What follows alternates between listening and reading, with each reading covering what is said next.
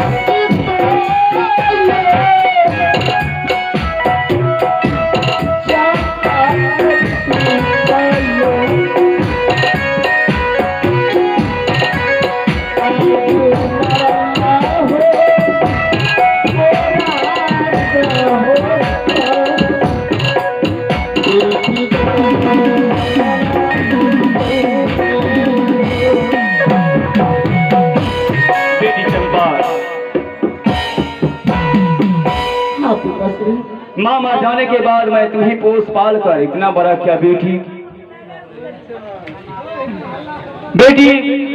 आज तक इस महल में तुम्हें कोई दुख नहीं दिया, अभी भी कुछ नहीं हुआ बेटी।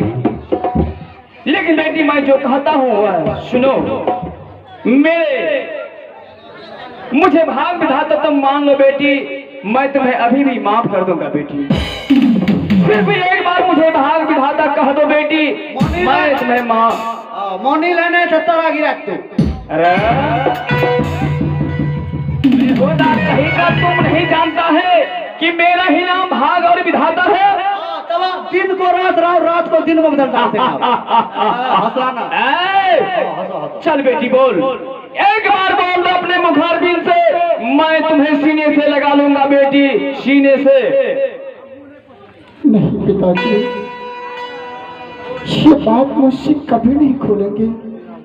कभी नहीं? पिताजी, मैं आपकी पुत्री हूँ, मैं आपको पाप के दलदल में नहीं फंसने दूंगी। पिताजी, यही बात गीता में भी है। हिरण्यकश्यप अपने बाप को नहीं माने, उनका दुर्दशा क्या हुआ पिताश्री? एक तो महल में मां नहीं है, आपके सहारे हम दोनों बहन पालन हुए। बिल्कुल सत्य बोल रही हो। चंपा दीदी, तोरा माँ क्या ये बुढ़ो ना मार खाए से बाबू कहे से सत बात कहिए ने पीछे हट गए। ये अगर माँ क्या ये नहीं कहता कहता के मान लो मैं भाग विधाता हूँ, नहीं मान लगे बरकी माय ना, नहीं मान लगे बुढ़ो ठोठो दादी मारी दे। किसके बारे में तुम बोल रहा है? ये महारानी जी के बारे में बोले छी। आराम से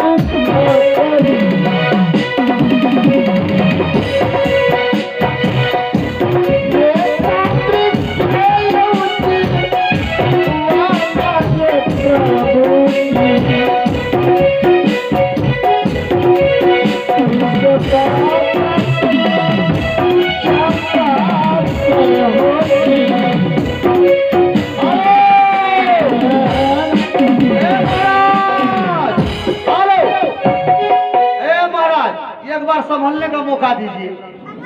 चंपा को समझाएगी, चमेली को बुलाते हैं। तुम ठीक कहते हैं महामंत्री, एक बार संभलने का मौका दीजिए। इंसान को एक बार मौका अवश्य देना चाहिए, लेकिन इससे पहले इस शर्म जादी को मेरे नजरों से दूर कर दो। हाँ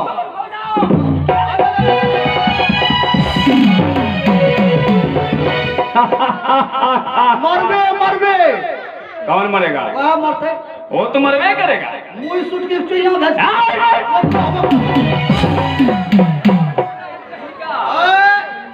सोना मुखी से दोगला बाबू को मंगा के पकड़ में वो। किसको तुम दोगला बाबू बोल रहे हैं? दोगला बाबू थाना से। अरे बेहुदा उसे दारोगा बाबू।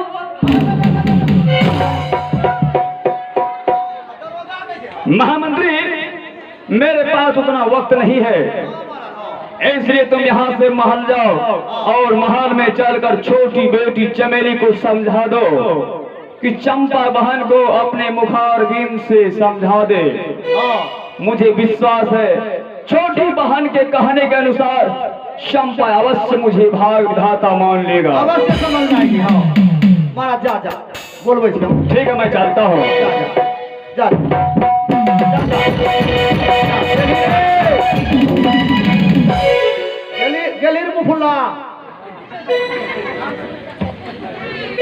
आप सब देख रहे हैं YouTube के माध्यम से पब्लिक म्यूजिक शो। और दोस्तों सही है कैसे हम ई हमर बाप रहथियन ना, एकरा सार का फटा है 3 गोली मारती। हां एकरा मार छोड़ती है नहीं कोई छिट। अरे बेहुदा, तुम गोली मारने को किसको धमकी दे रहा है? तो किसको दे रहा है? अब बताओ महाराज, एखनी प्रोग्राम क्या रहा छे? अच्छा, हमर बाप फोन कर लगे। फोन कर दिया? हमरा कहे रे बेटा दौड़ दौड़ बेटा छत पर से गिर गेलो। अच्छा, हम कह रहल छे नहीं जे प्रोग्राम कर रहल छी। हाँ तो तुम अपने बाप को कह रहा? करिए ज्यादा बोलबी फटा। और मैं सोचा मुझे कह रहा। नहीं अपना भगवान। तो ठीक है, मैं जा रहा जी। तो कथी चलो आबै छी रे आबै छो। हां तोरा आ एक रोके भी हो ना। हां भिन्नी गे लुरगरी चमेली। वाह वाह वाह, सुनो बड़का भू लुरगरी को बोली देखो। हम भी बोले जाओ बोले भो हमरा कहता ओ कुत्ता छिए गए या तोरा विधायक में नौकरी है। तो कौन मंत्री भैया? हाँ किस लिए बुला रहे हैं? अरे यार ना तुम्हारी दीदी को बहुत पिटाई की है पिता से।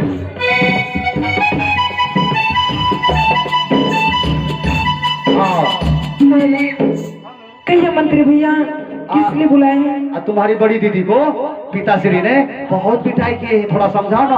पिताजी को भाग्य विधाता मान ले। ठीक है मंत्री भैया, चलिए मैं अपने बहन को खुद समझाऊंगी।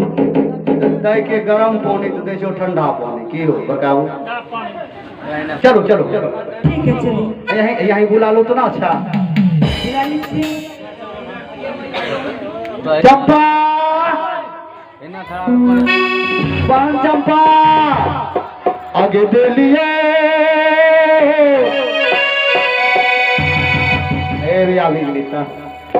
समझा भी बहन कहा।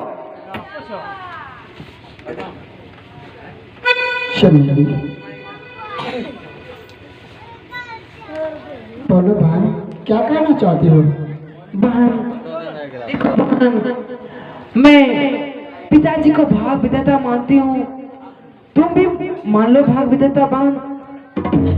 अरे चलो, तुम ही बताओ मेरी बहन, पिताश्री को मैं ईश्वर और भगवान मान लूं, पिताजी तो और अपने आप को काबू नहीं कर पाएंगे। शायद तुम्हें मालूम नहीं, मैं पिताश्री को भाग विधाता इसलिए नहीं मान रही हूँ, एक तो महान निर्माण है, दूसरी बात पिता के सहारे हम दोनों बहन पालन हुए। क्या तुम बोलते हो? जल्दी देना। माँ तो चली गई और हम दोनों बहन पिता को भी खो दे। तो बहन ये कब तक तुम दर्द सहती रहेगी बहन? छोटी बहन, मैं सोचती हूँ हर हालत में पिताश्री को धर्म के राह पर चलाकर धर्म का ध्वजा फहराऊं और ये राज्य धर्म परायण राज्य हो जाए। जानती हो, अपने राज्य की प्रजाओं पिता के डर से भय से भाग्य विधाता मानते हैं, तमाम जगह में जाकर मंदिर मस्जिद में ताला लगवा दिए। बता बहन, कहीं अगर भगवान विरुद्ध हो गए तो पिताश्री का एक भी अस्तित्व नहीं बचेगी। क्या मैं अपने पिता को भाग्य विधाता कहकर खो डालूं? मैं चाहती हूँ पिताश्री मेरे सामने रहे। ईश्वर से बैर करना ठीक नहीं होते।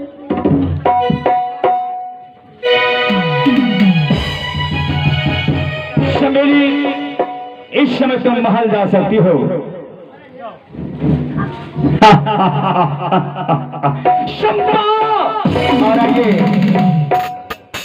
बहुत दर्द दृश्य को कदर करते हुए पुरस्कार के तौर में आ गए हैं रमेश कुमार का लोहा, रविंदर कुमार मुरोज से हैं।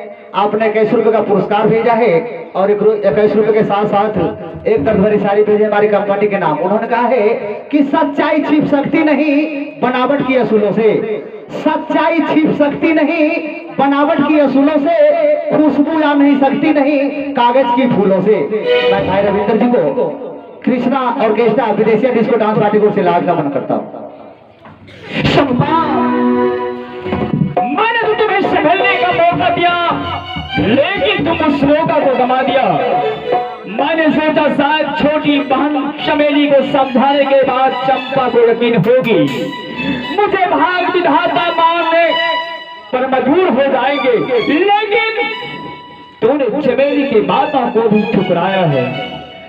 तुम जिंदा रहने का योग्य नहीं। तुम